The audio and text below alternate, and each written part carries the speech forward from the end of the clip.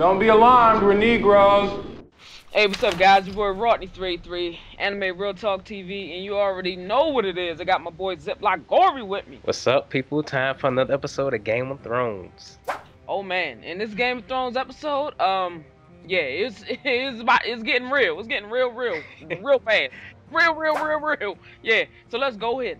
Now when you first start, you see Winterfell being attacked by Theon and the guys from the Iron Islands, and it's also telling of what Bran said to Asha about his dream, and she informs him that yes, this is his dream. You know, the metaphor for his dream was that the people from the Iron Islands, which represented the water flooding the Winterfell, this is what it meant. And so yeah, some supernatural stuff going on with that, you know? Yeah, Theon taking over Winterfell, that was pretty crazy. I knew eventually they were gonna come there, but I didn't expect it to happen so soon. Pretty good shit though. But Theon, you know, I don't know, man, what to think of that character now. It's obviously I hate him for what he did, but I mean,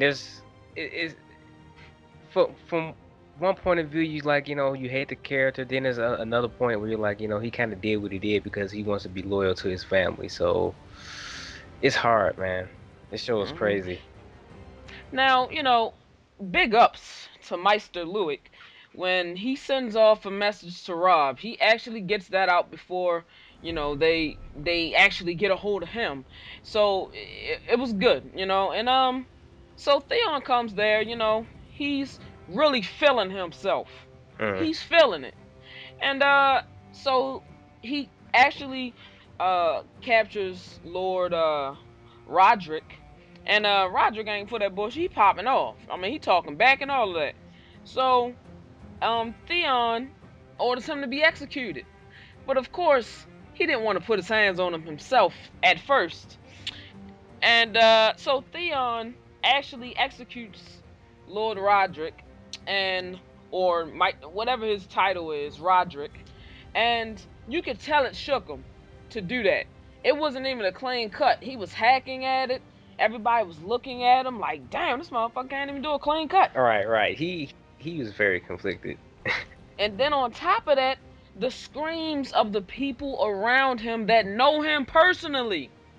Yeah. He was looking around, the expression on his face, like he did not want to do that under everything, but he is fighting that so hard, you know.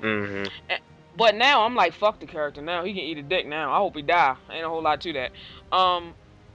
You know, he also comes to Bran at first, you know, because and just the look on Bran's face, like I'm asleep. Like he couldn't believe this shit. Is this a dream?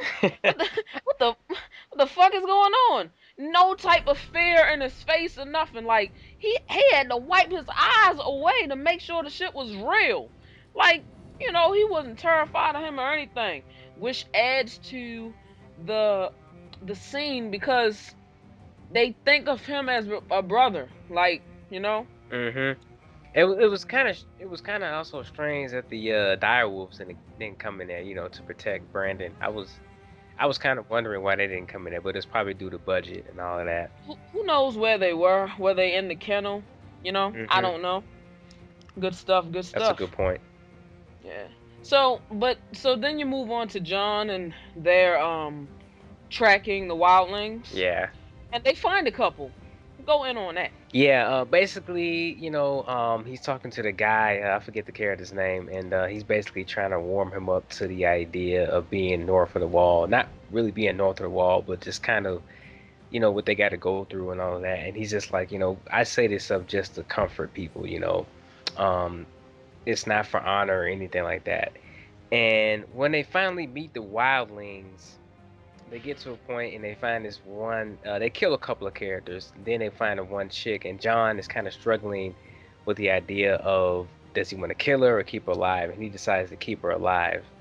Her name is Ingrid. Yeah, Ingrid. And I thought that was really interesting. You know, Jon is definitely not the type of person that's just gonna cold hearted kill somebody, and especially Hmm. not a woman. I thought that was really cool. Now, I understand his apprehension for killing a woman because, just blatantly killing a woman when you're not in the midst of like battle, which they kind of are, but in a war situation, I can see like you killing anybody, but just to kill a woman, I can see that. But it also shows that he is not ready to do what is necessary. You know what I'm saying? Because the guy said it, man. She was grabbing for that axe. She would have buried your motherfucking ass. Ain't a That's whole true. lot to that. Very. And I'm really sick of well, I'm not sick of it, it's the story, but it really bothers me that any pretty face that walks along can deter you from what you have to do. It's ridiculous to me.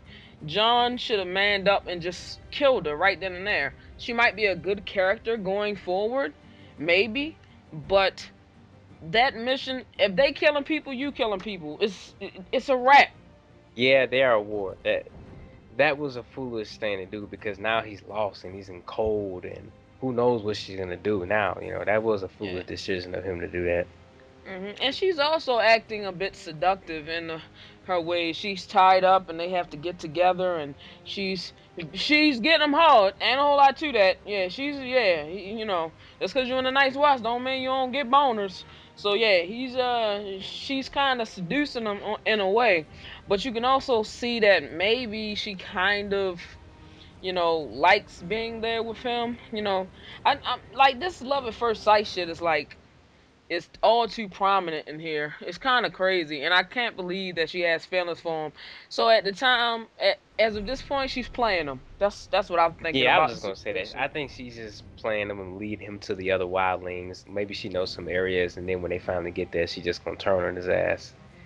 Because the women in this show are easily manipulating the dudes. It's crazy. Uh huh. Also, on a side note, Ghost is acting a little weird. John was calling him, and I guess he usually comes like right then and there. But I guess maybe beyond the wall, it's affecting him, or he's maybe getting more in tune with the wildness of beyond the wall. Maybe I don't know. I'm just speculating, but and if anything, I was thinking Ghost could pick up his scent if the Night's Watch couldn't. So I was thinking, well, Ghost will find you. You know what I'm saying? That's what I'm thinking too. Yeah, I'm thinking definitely Ghost would probably find him if the chick betrays him and whatnot. Yeah, I was just throwing that out there. Now we cut to Arya and Tywin, and it really Tywin and Arya scenes are really powerful moments. I really love those moments because Tywin, on the one hand, is recognizing Arya's intelligence, her savviness, and Arya kind of likes that. She likes in that getting praise for the things that she's doing, and she doesn't. She's not forgetting where she is. She's in the belly of the enemy, of course, but it seems that Tywin in her scenes, he doesn't seem to be a cold-hearted bastard as much as now we're seeing him in the midst of war. So, but who knows how he is like on a regular day. But he doesn't seem to be a bastard. I mean, Yeah, cause I don't know, like he seems like he really likes Arya. Maybe he sees something in Arya that he didn't see in Jamie, because he talked about how he taught Jamie how to read and Jamie didn't really catch on. So he's like, maybe he's seen something in Arya that's like, I wish my kid was like this when they were that young. and they also put an emphasis on reading because he was getting up in his lieutenant's shit about him not knowing how to read and stuff, and you can tell that they put reading as valuable. You know what I'm saying? Back then, they're like, I had totally like put this out of my mind until this episode before, Hmm. and I was thinking like, yeah, like reading probably was something that people didn't really think was something that they needed to survive. So not that many people know how to do it. You know what I'm saying? Right. Um, so I'm just gonna go out, kill, hunt, eat, make my house, all of that shit. Hmm. Read, and I ain't worried about it. So, it made sense. And also, we find out that Jamie is dyslexic. Yeah. Which I thought, Yeah. yeah, that was really interesting as well. I mean, it's it ain't really stopping them from getting up in no ass. So really, what's the point? And that's what he's thinking. Like, hey, he got everything else. It wouldn't be fair for him to have everything. So shit. And you can tell that that's another difference, a parallel between him and Tyrion. Mm-hmm. So, because Tyrion loves to read, Exactly. and I think Tywin respects Tyrion a little bit for that reason. He just wished he was full size like Jaime, but whatever. We also get the introduction of this episode of Littlefinger, who is playing how many sides? One, two. He's playing he's Everything. Everything. he's yeah. He got his hand in everything. Now, I'm pretty sure they didn't follow up on it. I'm pretty sure he recognized Arya because he actually took the time to try to take a look at her. Mm-hmm. I'm pretty sure of it. Next episode, he's gonna pop up and be like, "Ha! I got you, bitch!" Mm-hmm. He probably gonna be like, yo, I know who you are, but I'm just gonna keep it under wraps. But I'm wondering how the hell he got there so fast, because he was just with Renly and all of them, with their group, and I'm like, he just got there. I'm guessing like a couple of days passed, but that was pretty cool. It was pretty quick the way he got there. He has some really good resources. I'll say that. It is a time skip involved because also in that same time, Cat got to Rob. So True. I would guess a couple of days. I'm not sure. Yeah. So I'm definitely, they're talking battle plans and stuff, and what they should do, and Littlefinger, and I find it kind of, interesting that Littlefinger is one that could just walk in there and talk to Tywin. Mm-hmm. You know what I'm saying? So that's interesting. He holds some respect within the Lannister family, I should say, or within people in power. Because they don't trust him, but they know he's not really a fool. So, Exactly. you know, I guess you kind of need people like that in this world, but you just gotta watch it back with them. Mm-hmm. Now, Arya later on she talks to Tywin, and they're talking about the Jaime situation, about his father, Tywin's father. She opens him up a little bit, but only to steal a letter that she seen earlier. Clever little girl, but she is caught, and this is a situation that could compromise who she is and just put her in a bad light with Tywin. So who comes to the rescue? Jockin, that nigga Jockin. Yeah, and she's pretty much like, I need you to kill somebody now. The dude who pretty much couldn't read earlier, she's Tywin's lieutenant, and he's like, you know what, you can't decide whether who's gonna die. I mean, you can pick the person, but I do it when I want to. But she's like, now, and pretty much the next scene, he's dead. He comes in to Tywin, and boom, a dart hits his ass. So. I'm pretty sure Jockin has his own theme music, which he does. It's like that music come on is like a smooth little flute melody or whatever the case. Mhm. Yeah, he be going in, and the guy who was killed, he kind of looked at Arya funny, like, because Tywin was praising her, saying like she can read and you can't read, and she was like, that bitch, what I'm saying? Yeah, like he wanted to kill her. So Like, man, fuck you, I'll kill you. yeah, it looked like he already had something against her, or whatever the case. So Right. whatever the case. Now we move on to Cersei and Tyrion, and they're sending off, as well as the rest of the royal family kingdom. They're sending off Cersei's daughter, and Cersei is still upset about this, and she threatens someone that he loves, which at this point could be Shay. Later on down the line, that something happens to her, so we'll look at that. But upon going back to the castle, what happens? And go through this. Pretty much everyone is attacked. I mean, pretty much they're going back and everything, and Tyrion kind of knows something is gonna go down. It seems like, 'cause he keeps looking at the crowd, and the crowd's like, praise the king and high praises and all that. And then somebody throws something at Joffrey, hits him in the face, which was funny, by the way. That was great. And then all hell breaks loose. Like, everybody just starts attacking Joffrey. Um, and everybody gets split up. Sansa gets split from the group, and the Hound is looking for her, and they're trying to protect Joffrey, which the Hound does, but and then Tyrion's trying to get away as well. It was a pretty crazy and interesting scene at the same time.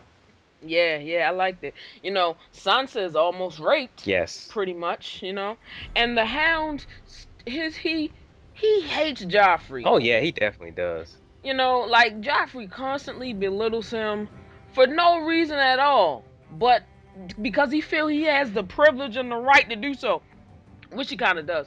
But it's not. He has no moral compass. And Tyrion is very, very smart because he was there with Bronn, so he knows how the people really think. You know what I'm saying? Right. He was just out there casually, blending in kind of with the crowd. But when they come out in full force, everyone knows you're there. They know all of the road people are there. The guards are there and everything. So they know you're out of the castle. When Tyrion went through, he's saying how they really operate, how they really think about them. So for them to be saying, "Praise the king," he looked up and he was like, "This nigga. Like, ain't this the same motherfucker that was running his mouth?" Yeah, like I said, I think Tyrion knew what they were doing. Like they were just kind of playing, and then they was like, "Oh, as soon as we get the chance, go in on his ass." They're alive because of Tyrion. Yeah. Straight up. Mm-hmm. They're alive. And you see the people, they ripped the guy in half. Yeah, it was crazy. I think it was a woman, dude. That was crazy. They ripped him in half. I was like, what? They took his arm off. Like, ripped it off. I was like, yo. This shit is These crazy. motherfuckers like animals. We're starving. Oh, y'all gonna eat tonight. Y'all gonna eat tonight. Yeah, that's what's up. White meat or dark meat. You already know. That's what's up, man. Hey, that was an awesome scene. It was. I love to see the terrified ass look of Joffrey and Cersei, and I really think Tyrion performed under extreme conditions. That was random. Yeah, even then, he was the one to keep control for Joffrey, because Joffrey's like, find the person who threw that at me and kill him, and all this and that, and Tyrion's just like, dude, calm the fuck down, yo. Now, correct me if I'm wrong, but he does bitch slap Joffrey one more again. Yeah, he gets him. Mm-hmm. One more again. Bitch slapped. Oh. He's like, you can't talk to a king. He just came up and slapped his ass. Like, dude. It was too epic. Yes. He commands that shit. Not even the king's guard will go against Tyrion for hitting the king. Right. I just won't do what you say, but I do respect it. Yeah, like, I was like, man, that's a rap. He the best character on the show. For sure, man. All day. Come on, man. You know what? This is just ridiculous. It's too great. I was loving seeing Cersei terrified, though. I was loving it. I'm like, yeah, bitch, you gonna get yours. I hope somebody stab you, jukes you. But So let's move on to Robb and Talisa. And they have a small little moment. Robb catches up with Talisa, which is the one who was helping them, the medic that he caught eyes for last episode. So he caught up with her, a little small chat. That's only put aside to his mother coming back.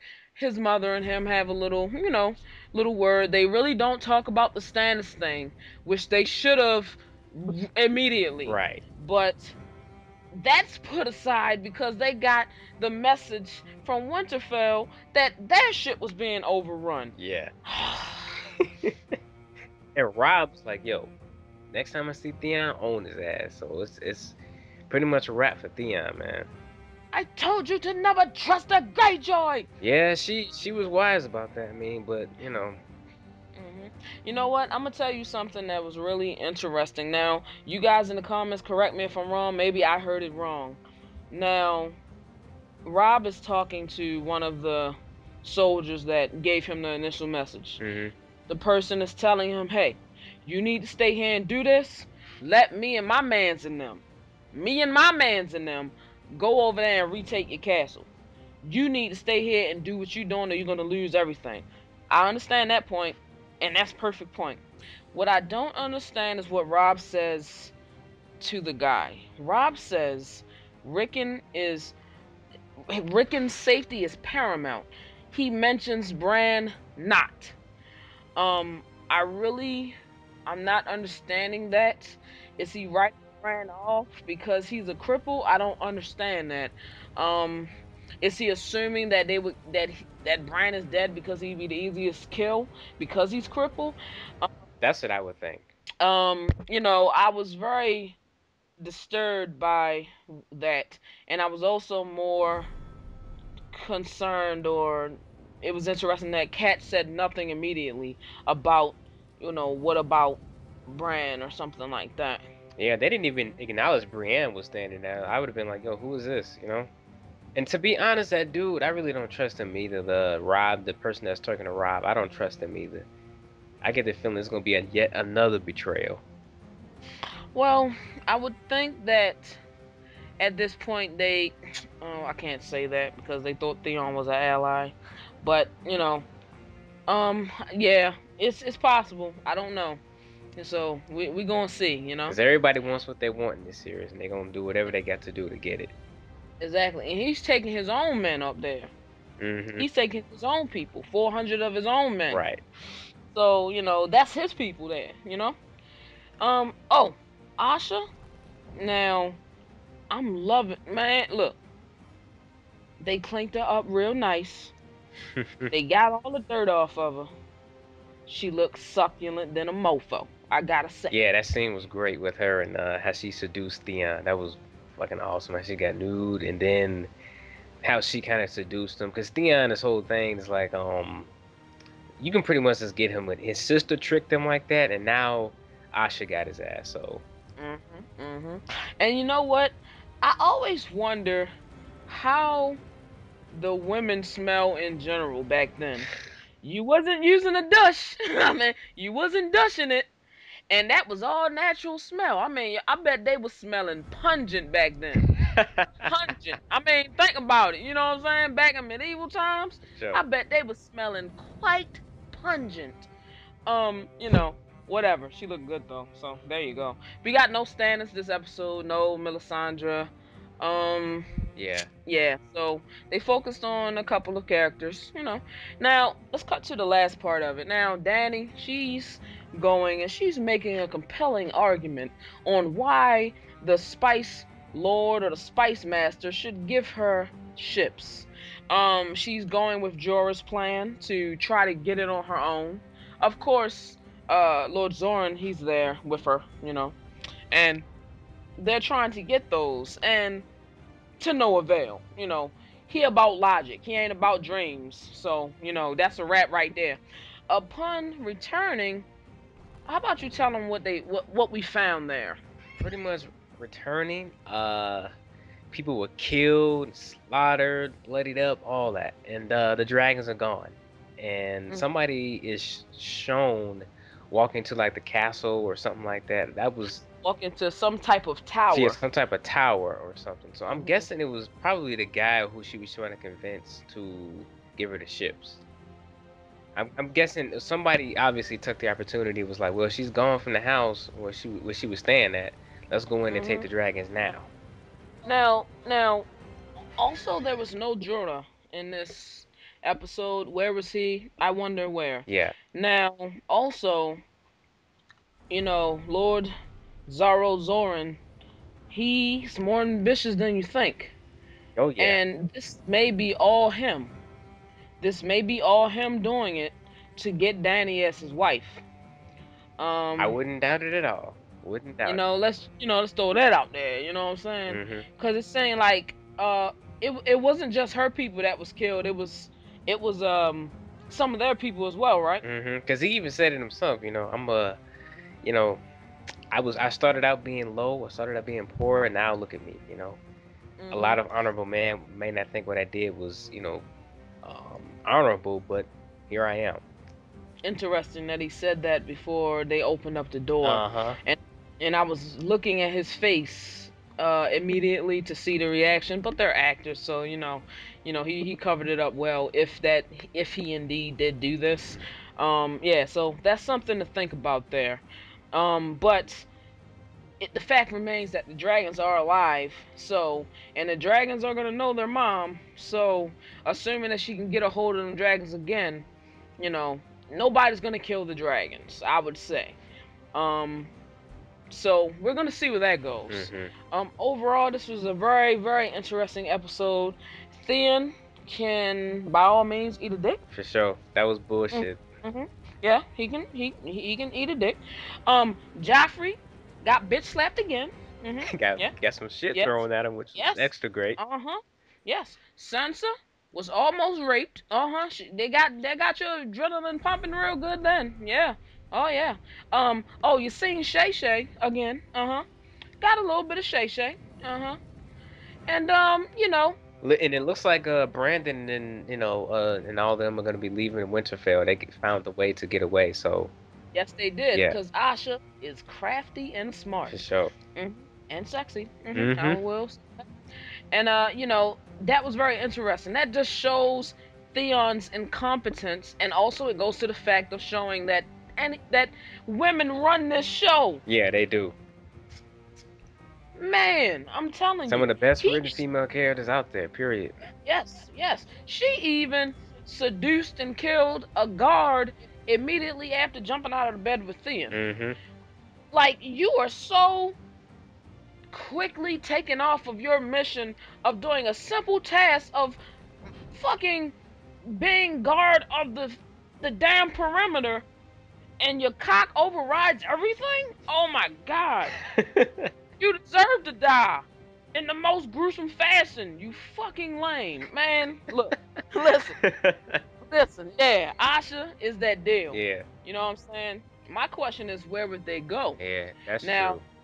Meister Luik is going to be the deciding factor because he knows who's friend, who's foe, what the routes are. He's the most knowledgeable, I would say, in terms of where they're going. So, you know, we're going to see what's up with that. So, yeah, this is Rodney383. Holla at your boy. Your boy Ziploc Gory. Peace. Peace.